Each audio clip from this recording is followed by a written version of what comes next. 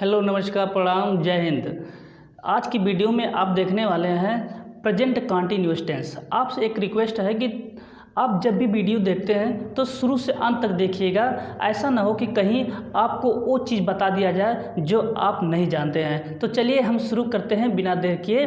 तो इंट्रोडक्शन के साथ साथ फार्मूला भी देंगे और एग्जाम्पल के साथ आप पढ़ेंगे और देखेंगे बीच बीच में हो सकता है कुछ ऐसा भी अलग बताया जाए कि हो सकता है आपको न पता हो। तो वीडियो को पूरा ध्यान से देखिएगा, पूरा अंत तक। चलिए हम शुरू करते हैं, ठीक है। चलिए सबसे पहले हम इंट्रोडक्शन देखते हैं।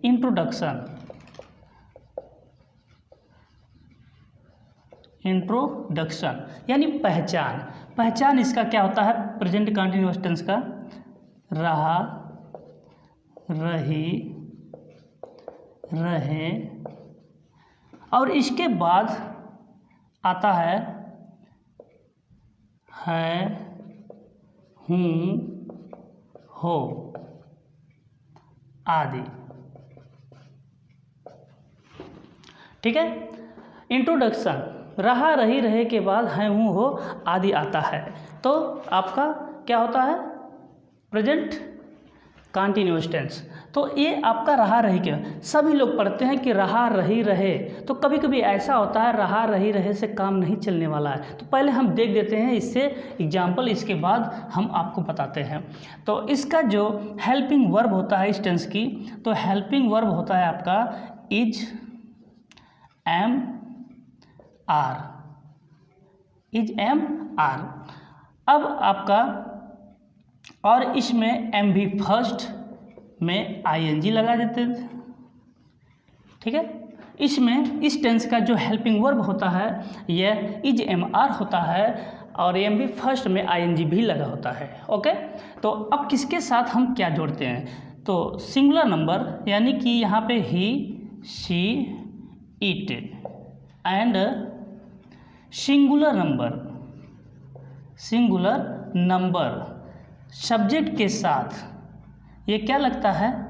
इज का प्रयोग करते हैं और आई के साथ एम लगता है। ये इसी के साथ हमेशा रहता है, इसको छोड़ना ही नापसंद करता है, यानी कि इसको छोड़ता ही नहीं है, इसके साथ हमेशा रहता है। और ये भी वही है कि जो किसी के साथ और नहीं जाता है। तो ये आई एम का एक पक्का रिश्ता है, ठीक है। बी, यू, दे और कोई अगर प्लूरल नंबर होता है तो उसके साथ भी लग जाता है, ठीक है। नंबर के साथ क्या होता है? आर का प्रयोग करते हैं। यानी आपने देखा कि इंट्रोडक्शन जो होता है रहा, रही, रहे के बाद यदि है, हूँ, हो आदि आता है तो प्रेजेंट कंटिन्यूअस टेंस हो जाता है। तो इज, एम, आर इसके हेल्पिंग वर्ब होते हैं और इसके मुख्य क्रिया में आईएनजी लगा होता है, ओके। तो आपने देखा। और किसके साथ क्या लगता है helping verb? He, she, it and singular number subject के साथ इज का प्रयोग करते हैं। आई के साथ एम लगता है, अभी हमने बताया कि इसका पक्का एकदम रिश्ता होता है, ठीक है। और we, you, they and plural number के साथ आर का प्रयोग करते हैं, ओके। तो आपने समझ लिया। तो अब हम चलते हैं आगे। सबसे पहले हम फार्मूला यानी कि ये पॉजिटिव सेंटेंस का फार्मूला देते हैं। सबसे पहले हम देखते हैं पॉजिटिव सेंटेंस का फार्मूला। तो फार्मूला आपका हो जाएगा, सबसे पहले हम लिखते हैं subject plus helping verb is, am, are, ठीक है। अब इसके बाद एम भी फर्स्ट लिखते हैं, इसी में चिपका देंगे आईएनजी और इसके बाद ऑब्जेक्ट ईटीसी, ओके। तो ये आपका फार्मूला बन गया। अब इसी फार्मूले पर हम एग्जाम्पल देते हैं। तो पहला एग्जाम्पल हम दे रहे हैं, देखिए एग्जाम्पल क्या है। हम आपस में बातें कर रहे हैं, ठीक है।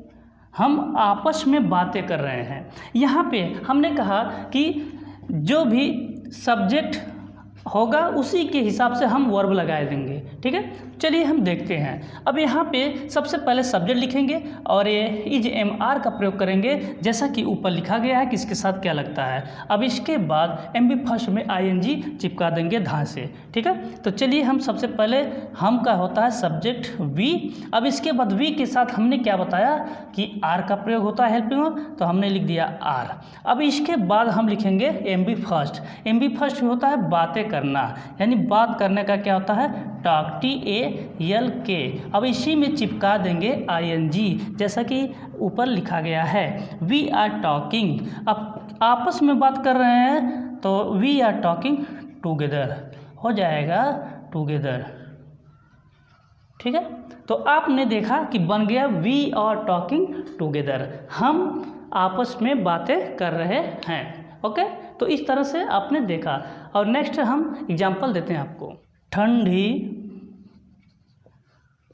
हवा बह रही है, ठंडी हवा बह रही है। सबसे पहले हम यहाँ पे ये देखेंगे कि ये सेंटेंस जो है इसमें प्राकृतिक घटना की बात हुई है। तो जहाँ पे प्राकृतिक घटनाओं की बात होती है तो वहाँ पे हम इट का प्रयोग कर लेते हैं। तो यहाँ पे सब्जेक्ट के स्थान पर हम इट का प्रयोग करेंगे, इट।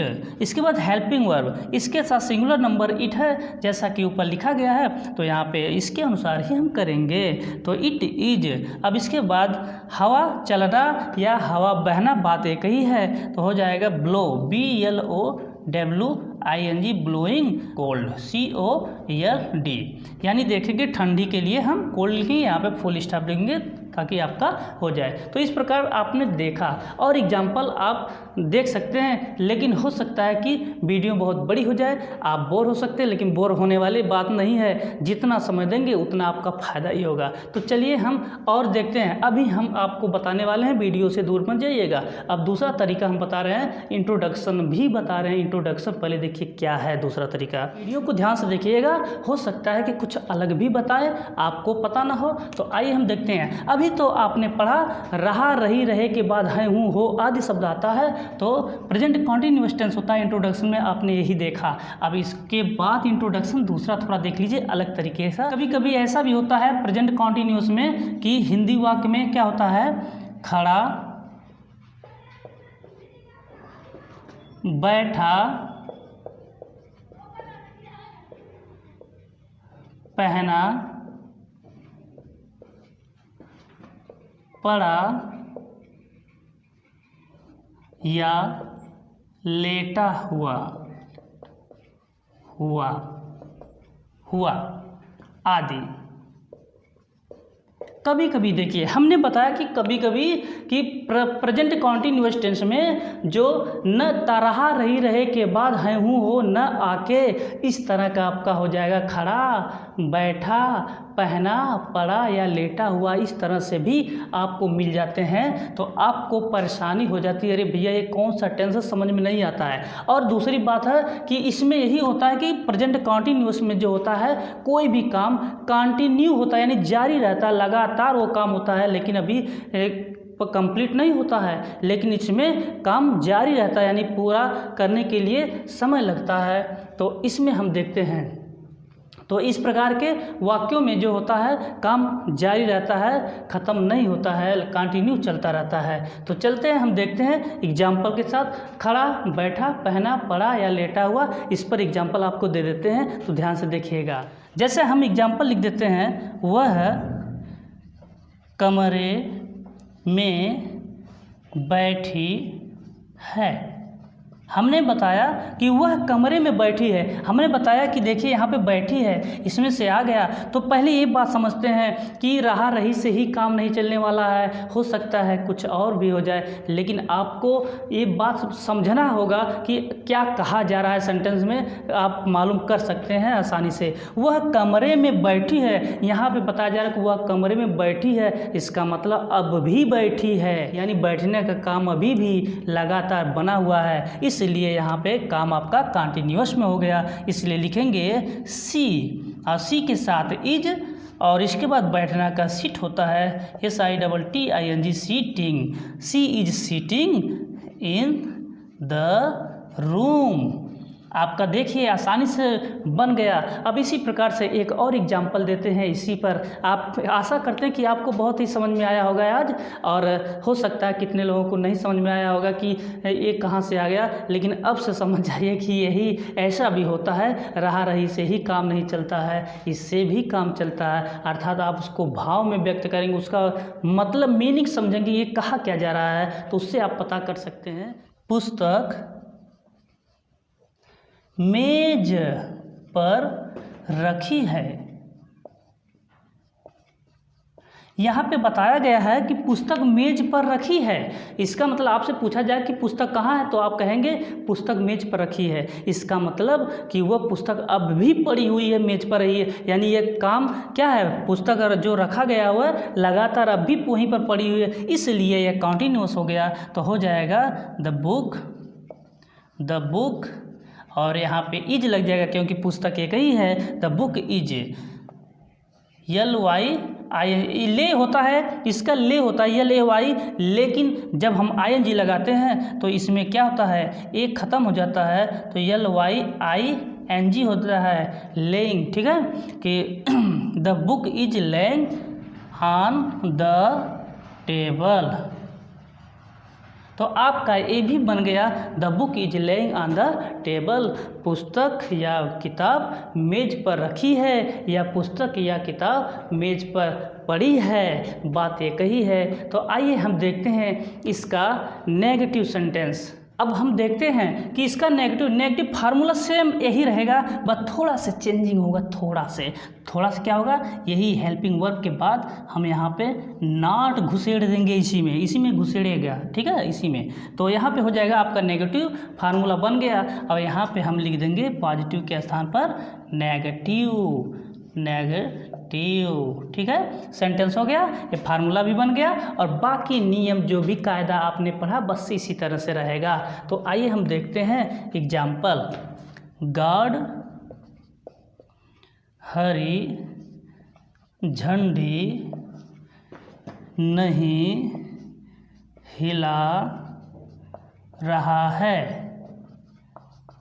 अब यहाँ पे दिया गया है कि गार्ड हरी झंडी नहीं हिला रहा है। तो यहाँ पे बस फार्मूला पे हम देखेंगे कि गार्ड एक ही वचन है, तो इसलिए सिंगुलर नंबर रहेगा। तो इसमें हेल्पिंग वर्ब इज का प्रयोग होगा, लिखेंगे द गार्ड इज नॉट। यहाँ पे फार्मूला देखते जाइए, अपना करते जाइए आराम से, ये फार्मूले पर बनेगा। यानी हेल्पिंग वर्ब के बाद नॉट लगेगा, एम बी फर्स्ट हिलाना का वेब होता है, तो इसमें ING लगेगा तो ई हट जाएगा, WAVING हो जाएगा, वेविंग। ठीक है। द क्या हो जाएगा, ग्रीन फ्लैग। ठीक, आपने देखा कि गार्ड हरी झंडी नहीं हिला रहा है, the guard is not waving the green flag. Okay, तो आपने देखा कितनी आसानी से बन गया, बहुत ही सिंपल है, बहुत ही आपने देखा कि कुछ नया भी आपने सीखा। तो इसी प्रकार से आइए हम इंट्रोगेटिव देख लेते हैं। अब आइए हम देखते हैं, यहीं पर लगा देंगे इंट्रोगेटिव, INTERROGATIVA, इंट्रोगेटिव सेंटेंस। अब इसी को हम बोलते हैं सिंगल, इसमें लिख सकते हैं सिंगल। ठीक है, सिंगल होता है, सिंगल मीन्स होता है यानी कि प्रश्नसूचक, इकहरा प्रश्नसूचक वाक्य। ठीक है, इसी को हम बोलते हैं yes or no answer type question भी बोलते हैं। ठीक है, तो चलिए हम देखते हैं। और जब इसमें क्या होता है, कोई भी हिंदी वाक्य जो होता है क्या से स्टार्ट होता है, क्या से लगा होता है। चलिए हम एग्जाम्पल देखते हैं, लेकिन एग्जाम्पल देखने से पहले हम फार्मूला लिखते हैं। फार्मूला क्या होता है, जब क्या से शुरू होता है तो सबसे पहले जो हेल्पिंग वर्ब है इसको हम स्टार्ट करते हैं, यानी लिखना प्रारंभ करते हैं। तो हो जाएगा सबसे पहले हेल्पिंग वर्ब इज MR।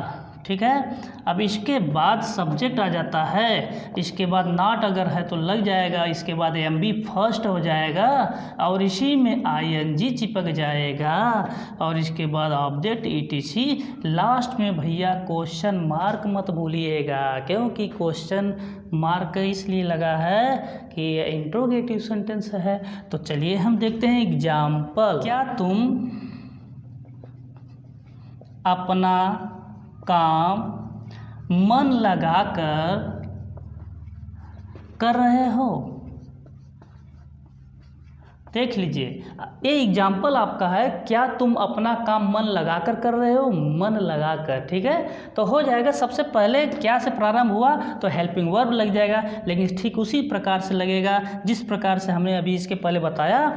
ये तुम है यानी कि सब्जेक्ट के अनुसार ही हेल्पिंग वर्ब लगेगा, तो क्या का भी हो जाएगा और हो का भी हो जाएगा, है का भी हो जाएगा, है का जो भी उधर रहेगा इस तरह का लिखा रहेगा। तो हो जाएगा, सबसे पहले हम लिखेंगे तो आर यू। देखो फार्मूला है हेल्पिंग वर्ब सब्जेक्ट, नॉट अगर है तो लगाओ, नहीं है तो कोई बात नहीं है। एम बी फर्स्ट यानी कि करना का होता है डू, और इसी में आईएनजी लग जाएगा। आर यू डूइंग, क्या कर रहे हो, अपना काम, अपने के लिए, सब्जेक्ट के अनुसार अपने के लिए योर होता है, तो हो जाएगा योर वर्क, ठीक है। मन लगाकर अटेंटिवली ये हो जाएगा आपका कंप्लीट। तो इसी प्रकार से बहुत सारा आप क्या से स्टार्टिंग से कर सकते हैं, बहुत सिंपल है ये। और अब हम चलते हैं इंट्रोगेटिव ही, लेकिन यहाँ पे सिंगल लिखा है तो यहाँ पे हम क्या कर लेंगे, डबल लिखेंगे, DOUBLE डबल, जिसे बोलते हैं दोहरा प्रश्नसूचक वाक्य। इसके पहले था इकहरा प्रश्नसूचक वाक्य, ये दोहरा। अब इसको ऐसा भी बोलते हैं WH टाइप क्वेश्चंस भी बोलते हैं। तो चलिए हम, और इसका जो फार्मूला होगा ठीक यही होगा, थोड़ा सा चेंजिंग हो जाएगा। चेंजिंग क्या भैया, इसी के पहले हम IW लगा देंगे, IW प्लस। अब IW मीन्स क्या होता है, इंट्रोगेटिव वर्ड होता है, इंट्रोगेटिव वर्ड होता है इस यानी प्रश्नसूचक शब्द। इसके बाद जैसे कर रहे हैं वैसे, और बस बात क्या रहेगा, जब प्रश्नसूचक शब्द हिंदी वाक्य के बीच में आता है तो ये फार्मूला लग जाएगा, तो इंट्रोगेटिव सेंटेंस डबल हो जाएगा, या डबल इंट्रोगेटिव सेंटेंस बोल सकते हैं, या WH टाइप क्वेश्चंस बोल सकते हैं, सब कुछ एक ही है। चलिए हम एग्जाम्पल देखते हैं। तुम कहाँ जा रहे हो, वेरी सिंपल, ठीक है, it is so simple question, ठीक है। तो चलिए हम देखते हैं कि कहाँ, देखिए बीच में आया इसलिए इसका होगा सबसे पहले वेयर, यानी IW हो गया। इसके बाद हेल्पिंग वर्ब किसके अनुसार लगाएंगे, सब्जेक्ट क्या है, तुम है, तो इसलिए यहाँ पे R हो जाएगा, तो U हो जाएगा तुरंत। इसी के बाद लिखेंगे सब्जेक्ट, नॉट नहीं है कोई बात नहीं, MB फर्स्ट है, जाना तो गो है, उसी में भैया लगा देंगे ING। अब इसके बाद कुछ है नहीं, वेयर आर यू गोइंग, नहीं तो क्वेश्चन मार्क लगा देंगे। इस प्रकार से आप कर सकते हैं। और देख लीजिए, तुम्हें कौन बुला रहा है,